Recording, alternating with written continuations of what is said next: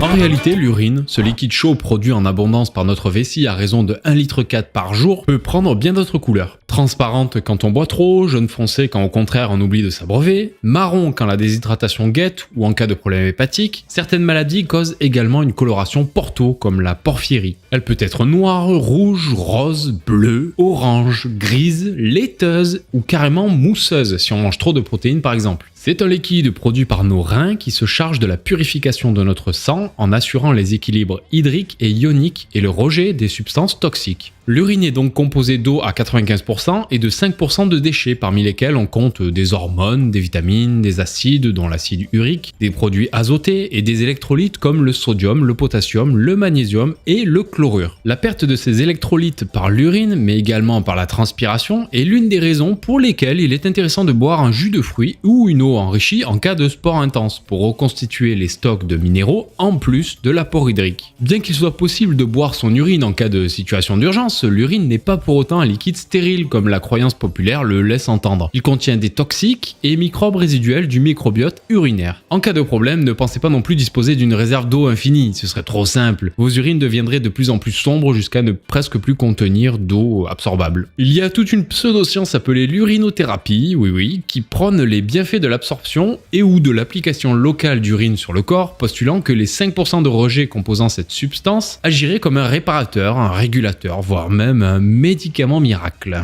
Les convaincus assurent ainsi que l'urine permettrait de traiter l'asthme, les problèmes de dos, la grippe, les troubles digestifs et même le cancer. Il n'y a pas de preuve d'efficacité à ce jour et libre à vous d'essayer. Tant que vous êtes en bonne santé, vous risquez pas grand chose. En revanche, il est bien entendu déconseillé de boire l'urine de quelqu'un d'autre, puisque vous ne connaissez pas ses antécédents médicaux et vous pourriez attraper une infection urinaire mal soignée. Mais je suis presque en train de faire de la prescription de pisse. On va s'arrêter là, ça existe, à vous de vous y intéresser. Moi, je mets chaque matin l'équivalent d'une cuillère à soupe dans le café, c'est absolument abject, mais grâce à ça, mes cheveux ne sont plus blancs et j'ai inversé le processus de vieillissement de mes muscles péniens. Mais suis-je bête, j'allais oublier de répondre à la question de ce Tiny Shot, pourquoi l'urine est jaune? Ce pigment coloré provient de la dégradation de l'hémoglobine et de certaines protéines par le foie. On l'appelle le pigment, l'urobiline. La chaîne de dégradation et de transformation est en réalité plus longue que ça et pleine de mots en biline, mais pour simplifier les choses, les réactions se passent après le foie dans l'intestin grâce à notre flore bactérienne. Une partie de l'urobiline est absorbée par le sang, puis filtrée par les reins jusqu'à notre vessie, pour finalement colorer l'urine. Et ce processus est commun à tous les mammifères, même les baleines. Si comme moi tu es un vieux de la vieille et tu as connu le bleu de méthylène contre les aftes et le mal de gorge,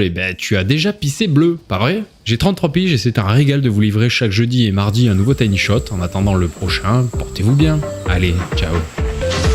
I like to move it. I like to move it. I like to move it.